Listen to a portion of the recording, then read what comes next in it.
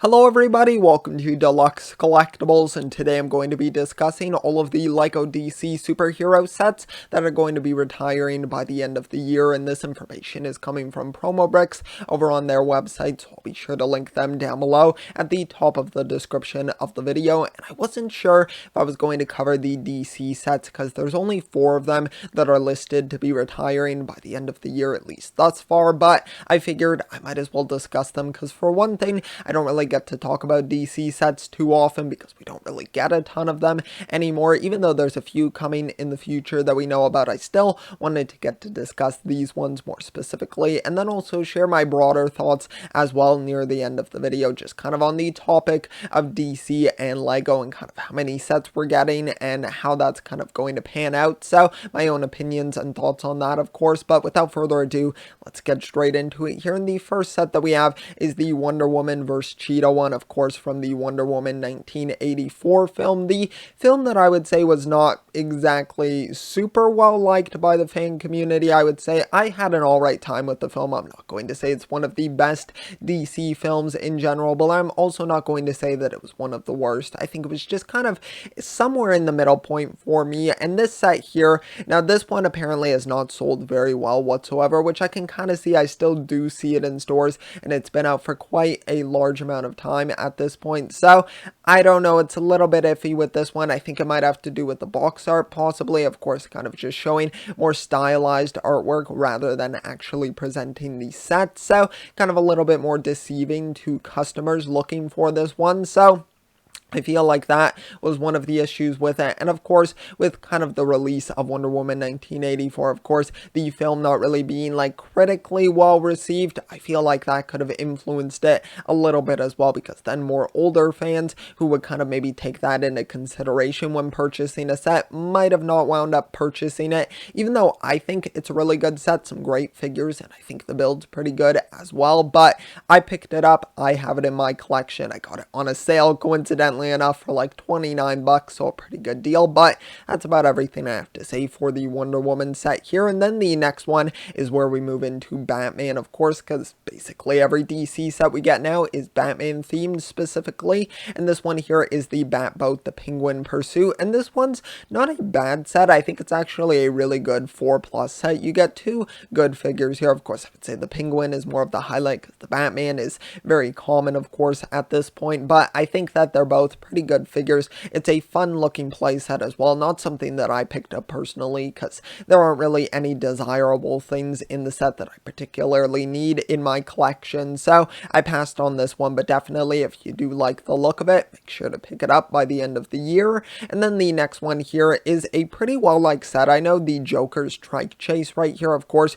you get that awesome Harley Quinn figure, which was a little bit devalued, of course, with it releasing in one of the accessory packs, but I still think it's a great figure here, and I think this set has 2 really good builds as well. I think both of the vehicles are a lot of fun and look like a lot of fun to play around with as well. It's not something that I'm particularly going to go after because like the builds are cool, but the figures aren't as desirable in my opinion, at least for my situation specifically. But still, I think it's a pretty decent set. It's quite a bit of fun and not a bad one by any means. And then the last one that we have here for the roundup of DC sets here is the largest one, I believe, of this wave, and this one is the Mobile Bat Base. Of course, if you don't take into account like the UCS sets and everything, more just the general Batman sets.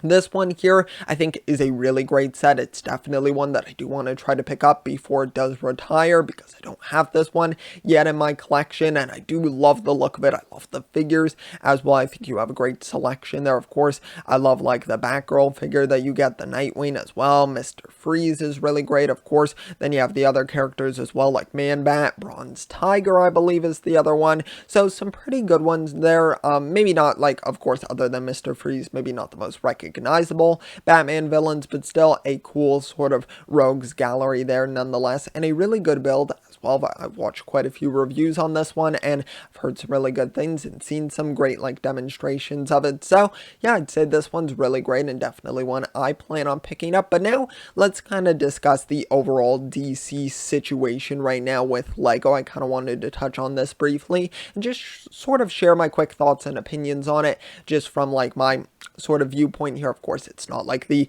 ultimate viewpoint or anything, but just kind of let you know some of my thoughts on it. And I think that, of course, you're going to have the comparison between the amount of Marvel sets that we get, then, of course, the amount of DC sets that we get, and I think, of course, that has to do directly with the amount of content that they're putting out. Of course, DC does put out a pretty good amount of content, but I mean, with Marvel now paired with the Disney Plus shows, you also have the films that are releasing once again. You're going to have a lot more content releasing for those. And with DC, I just feel like they don't have the tie-ins that they really need to, like, necessarily release sets. Of course, you have fantastic films like The Suicide Squad. I absolutely love that one. But of course, it's a rated R film, so Lego isn't really going to cover that, at least at this point. They're not going to. So it just kind of creates limitations. And I know you can, of course, do the indirect tie-in sets, which I think would be so great to be able to get. But at the same time, I think they still take into consideration, well, even if we're able to do these indirect tie-in sets, then it's still hard to kind of make the connection between the people buying the sets and then the people watching the film. Because of course, if their target demographic with these sets are ages, let's say 8+ or somewhere in that sort of range, then of course you're going to kind of limit yourself, because that demographic might not be going out and watching the films. So I feel like that kind of limits them in one sort of way. So that is unfortunate for sure, because I would love to see sets for some of the more unique projects that they're doing. Something like the Harley Quinn animated series is so great, and of course a very mature series, but there's so many cool characters in that series and so many great designs as well that I would love to see sets for. But of course, once again, it's kind of difficult to sort of justify that. When you have a Marvel show or a Marvel movie, it's kind of just available to any sort of audience rating wise, and I feel like that just opens it up so much more. So I feel like it's a really complex situation, and of course, I don't know the inner sort of conflict about it, or the inner decision making that they go through at Lego when deciding this, but I definitely would like to see a return for that. Of course, next year we should be getting the Batman movie, I believe the Flash movie, the Black Adam movie, and Aquaman 2 as well, so hopefully we can see some things for that. Of course, I know for the Batman movie, we're supposedly getting 3 sets, I believe is the number, so we should be getting stuff for that. I've heard about some other rumors as well considering that, so I think that there will be some things coming out, but I just hope that they're able to continue it, because I really worry about DC,